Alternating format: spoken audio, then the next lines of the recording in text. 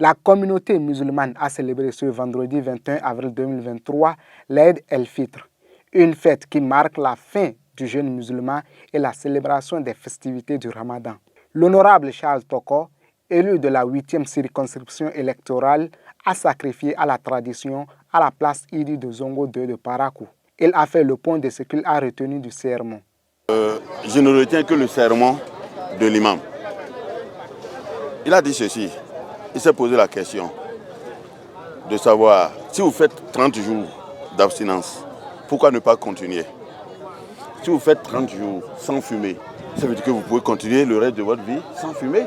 Si vous faites 30 jours sans boire de l'alcool, vous pouvez continuer.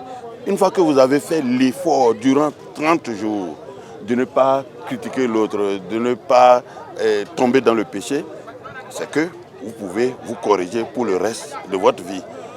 C'est l'élément principal que je retiens de ce sermon. C'est-à-dire qu'on peut bel et bien abandonner nos péchés. Ce n'est pas pour les musulmans seulement, c'est pour tout le monde.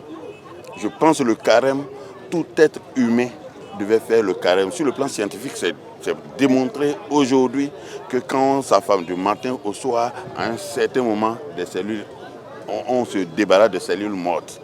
Donc, c'est pourquoi aujourd'hui l'imam dit que tous les jeunes qui ont fait le carême et qui ont pu s'abstenir durant 30 jours, qui ont pu ne pas se droguer durant 30 jours, ils peuvent continuer. L'imam, dans son sermon, a exhorté les fidèles musulmans à tirer profit de cette période. Quoi qu'il en soit, le plus important est de tirer profit de cette période pour multiplier les bonnes œuvres et s'éloigner des péchés. Plus important encore, elle doit lui procurer la constance dans cette voie, car la récompense des bonnes actions est d'en faire d'autres par la suite, et la punition des mauvaises actions est d'en faire d'autres par la suite. Cette belle période que l'on a vécue nous rapporte les profits immenses. Elle nous apporte des enseignements et des leçons qui font naître en nous l'amour du bien et la constance qui fait que l'on s'attache à l'obéissance d'Allah.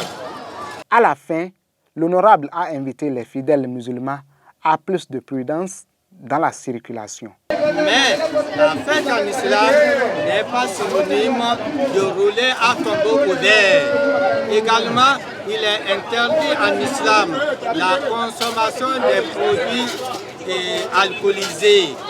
Et nous invitons nos jeunes d'éviter la consommation de ces produits. Le soir, si vous allez au CHUD, vous allez voir des cas d'accident. C'est nos jeunes qui ont fini le carême, qui ont pris de la bière, qui font de l'excès de vitesse. C'est pour cela que vous allez voir que l'imam a dit qu'il apporte tout son soutien au CNSR dans la lutte contre les accidents de la route. Voilà ce que je peux retenir.